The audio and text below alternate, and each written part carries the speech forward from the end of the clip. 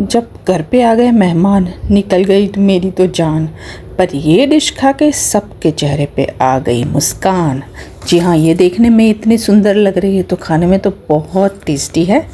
और हाँ, बनाने में बहुत ज़्यादा टाइम तो नहीं लगा, लेकिन जो टेस्ट हुआ ना वो वर्दी लगा, तो मुझे कोई प्रॉब्लम नहीं है और ना ही किसी को चख के भी, और जिसने मुझे हेल्प करवाई थी ना वो भी कोई प्रॉब्लम नहीं आया। हाँ, पहले थोड़ी सी बनाई। अब देखिए, सबसे पहले इसको करना कैसे। मैंने सबसे पहले चॉप्ड बीटरूट ले लिए हैं। इसको मैंने छोटे छोटे टुकड़ों में काट लिया है और टुकड़े काट के इसको मिक्सी में डाल दिया। उसके साथ हाँ, गार्लिक मत भूलना, बहुत अच्छा लगेगा उसका टेस्ट। और पानी डाल के इसकी मैंने एक पेस्ट बना ली है। याद रखिए, थोड़े टुकड़े रहेंगे तो भी चलेगा, लेकिन थोड़ी पेस्ट होनी चाहिए। थोड़े थोड़े चंक्स अच्छे लगते हैं और टेस्टी भी लगता है, तो उतना प्रॉब्लम जस्टिस हो जाएगा। बहुत बड़े बड़े आएंगे ना तो फिर आप इसको रोल नहीं कर पाओगे, तो छोटे छोटे हो गए तो चलेगा। अब देखिए, मैंने इसको अच्छे से पेस्ट कर लिया है। अब मैंने पहले 1 कप मैदा डाला। अब देखना, ट्विस्ट इसमें ही है। फिर मैंने इसके अंदर नमक डाला टेस्ट के अकॉर्डिंग, फिर विनेगर डाला और फिर ये बीटरूट डाल दिया जो मैंने बनाया था, वो डाल दिया। और फिर आ गए मेहमान तो मैंने डाला उसमें 1 कप मैदा और अब उसको मैंने मिक्स कर लिया। अब मिक्स करने के बाद देखिए, विनेगर डालना मत भूलना, इससे अच्छा स्ट्रेच होगा ना तो अच्छा एक शेप भी मिलेगा आपको। तो मैंने इसको अच्छे से मिक्स कर दिया। पानी आप जब पूरा का पूरा, जब आटा अच्छे से हो जाए और आपको लगे कि पानी डालना है तभी आप डालना, वरना आटा बहुत गीला हो जाएगा और फिर आप उसको बेल नहीं पाओगे। अब हमें इसकी सब्ज़ी चॉप करनी है जो हमें ब्रॉथ के अंदर डालनी है। सबसे पहले मैंने ग्रीन अनियन लिए हैं, इसको मैंने पत्तों समेत ही मैंने कट कर लिया है, बारीक बारीक काटा है। बहुत बड़ा बड़ा काटेंगे ना तो फिर इसके साथ मिक्स नहीं होगा और दिखने में भी ये ज़्यादा अच्छा लगता था, इसलिए मैंने इसी तरीके से बनाया। आप चाहें तो अपनी ज़रूरत के अकॉर्डिंग छोटा बड़ा कर सकते हैं। अब ये मैंने ग्रीन गार्लिक लिए हैं, इसको भी मैंने पत्ते समेत ही कट कर लिया है, बारीक बारीक ही काटा है। देख लीजिए आप अच्छे से, मैंने देखिए आप देख सकते हैं पत्ते के साथ। अब ये फ्रेंच बीन्स है, इसको भी मैंने बारीक बारीक ही काटा है। और फिर अब मैंने इसके अंदर, अब मैं फिलिंग के लिए मैंने कैबिज ली है, तो कैबिज को भी मैंने ऐसे ही चॉप कर दिया क्योंकि इसको फिर मैं चॉपर में कट कर लूँगी। और हाँ, ये ब्रॉथ में डालने के लिए मैंने कैप्सिकम जो है वो बड़े बड़े लंबे लंबे जूलियंस की तरह काट लिए हैं। अब हमें एक चॉपर लेना है, उसके अंदर कैबिज डाल दिए और फिर ये अनियन जो मैंने काट के आपको दिखाए थे वो अनियन मैंने डाल दिए। अब इसके अंदर ग्रीन चिली डाल दिया और इसको चॉपर में घुमा लिया अच्छे से ताकि एकदम बारीक हो जाए। अब एक पैन लिया है, फिलिंग के लिए तो करना पड़ेगा ना, तो अब मैंने लिया है एक पैन, उसके अंदर तेल डाल दिया। बहुत थोड़ा सा तेल डाला, बहुत ज़्यादा नहीं डाला है।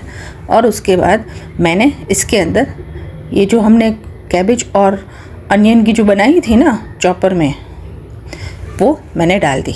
उसके बाद मैंने नमक डाल दिया टेस्ट के अकॉर्डिंग और फिर इसको थोड़ा सा, जब तक पानी निकलने लगे तब तक मैंने इसको पका लिया। उसके बाद ही मैंने ये देखिए, मैंने नूडल्स डाले हैं और फिर पानी डाल दिया, नूडल्स भी डाल दिया और पानी भी डाल दिया। और जब तक ये पकेंगे उसके अंदर मैंने सोया सॉस भी डाल दी। थोड़ी सोया सॉस ज़्यादा ही डालिए, आप थोड़ी ज़्यादा डालना, बहुत अच्छा टेस्ट आता है इससे, तो मैंने डाल दिया। अब इसको ढक के इसको पका लिए अच्छे से।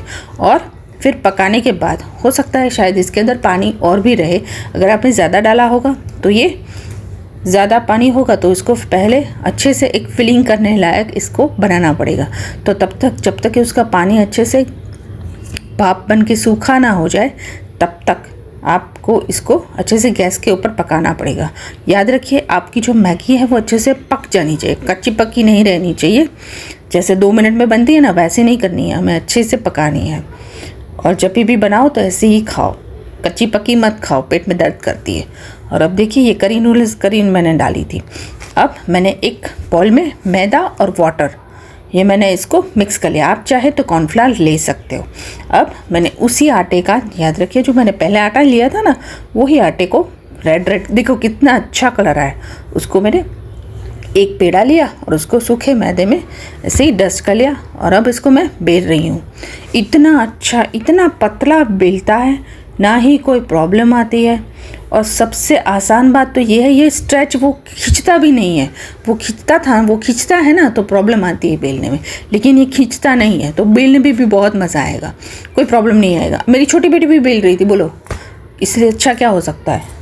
देखिए ये मैंने इतना पतला बेल दिया, जैसे एक मोमो शीट होती है ना वैसा, लेकिन ये इसमें रेड कलर है तो आपको दिखेगा नहीं कि एकदम ट्रांसपेरेंट बनी है, लेकिन ये उतनी ट्रांसपेरेंट थी, पतली थी ना, इसलिए। अब मैंने एक ग्लास ले लिया, आप चाहे तो कटोरी, मोल्ड वगैरह जो भी आपके पास हो, उसको पहले सूखे आटे में डस्ट कर दिया। फिर इसको आप इस तरीके से काटोगे ना तो ये चिपकेगा नहीं आपके ग्लास में या फिर आपकी मोल्ड में। तेल लगाने से अच्छा आप आटा लगा लो। अब देखो मैंने 2 कर दिए तैयार, उसके अंदर मैंने डाल दी ये फिलिंग। देखिए कितनी सूखी सूखी लग रही है ना, अगर ये वेटी फिलिंग होगी तो फिर क्या होगा, अच्छे से चिपकेगी नहीं, और चिपकेगी नहीं तो प्रॉब्लम आएगा। अब देखिए मैंने बनाया था इसको चिपकाने के लिए, लेकिन इतनी आसानी से चिपक जा रहा था उसके बगैर ही, तो मैंने लगा फालतू का क्यों मैदा और सब कुछ इकट्ठा करें, उससे अच्छा ऐसे ही चिपका लो। देखो ऐसे ही चिपक गया, मैंने ना ही कोई स्लरी लगाई, ऐसे ही चिपक गया इतनी आसानी से, सोच भी नहीं सकती मैं भी, मुझे भी थोड़ा एकदम शॉक लगा कि इतना अच्छे से ये हो गया। अब देखिए मैंने इसको स्टीम करने के लिए नीचे पानी डाल दिया, एक स्टीमर तैयार कर लिया, ये मेरे पास बाम्बू का है, इसके ऊपर मैंने तेल लगा दिया। हाँ तेल लगाना, वरना ये फट जाएंगे, चपक जाएंगे ना तो ये फट जाएंगे। उसके बाद मैंने एक एक करके उसके अंदर सारे के सारे डाल दिए। ये मोमोज़ मैंने सारे के सारे डिमसम बोल सकते हो, मोमोज़ बोल सकते हो, जो आपको पसंद पड़े। आप ये एक सिंगल डिश भी यूज़ कर सकते हो, ये मोमोज़ के तौर पे भी खा सकते हो। उसके बाद आप डिक बना लेना, तो ये अच्छे से वैसे भी हो गई है। तो देखिए मैंने इसको अच्छे से बंद कर दिया, और अब फिर इसको पकाएंगे जब तक ये अच्छे से थोड़े से पक जाए। पूरी का पूरा इसके अंदर ही पकाना है, उस सूप में आपको नहीं पकाना है, ब्रोथ में आपको नहीं पकाना है। अब देखिए पहली बार मैंने क्या किया, वो मैदा वैदा कुछ यूज़ नहीं किया इसके अंदर। मैंने क्या किया, 3-4 कप भर के बटर मिल्क, सुना है ना बटर मिल्क छाछ, बस वो ही ले ली, उसको गैस के ऊपर चढ़ा दिया। उसके अंदर जो मैंने सारी वेजिस कट की थी, जो ब्रॉथ के लिए कट की थी ना, वो इसके अंदर डाल दी, नमक डाल दिया, और फिर हरे मटर मेरे पास पड़े थे तो मैंने वो भी डाल दिए। चाहे इतनी हरी सब्ज़ी आप डाल सकते हो, ये भी वैसे भी अच्छा ही है। और फिर मेरे पास कॉर्न थे तो मैंने वो भी डाल दिए, कॉर्न थे तो वो भी डाल दिए, और उसको अच्छे से पका लिया। देखो ये फटेगी क्योंकि बटर मिल्क है, तो कोई प्रॉब्लम नहीं आएगा। अगर आप फटने से बचना चाहते हो तो फिर मैदा डाल देना, मैंने नहीं डाला, आप चाहे तो डाल सकते।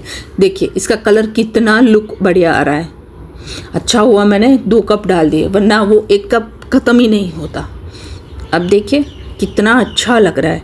और फिर ये दूसरी बार देखो, ये फट रही है, लेकिन देखिए थोड़ी देर होने के बाद ये अपने आप एकदम सेट हो जाएगी। अब देखिए ये मैंने पूरी की पूरी सर्व कर दी, और जैसे ही सर्व की, एक जो पोस्ट डालने का टाइम भी मुझे मुश्किल से मिला। जैसे ही बनाई देखी, सब ने इतनी जल्दी जल्दी खा ली, छोटे छोटे बच्चे भी थे ना, तो इतनी जल्दी खा ली क्या बताऊँ।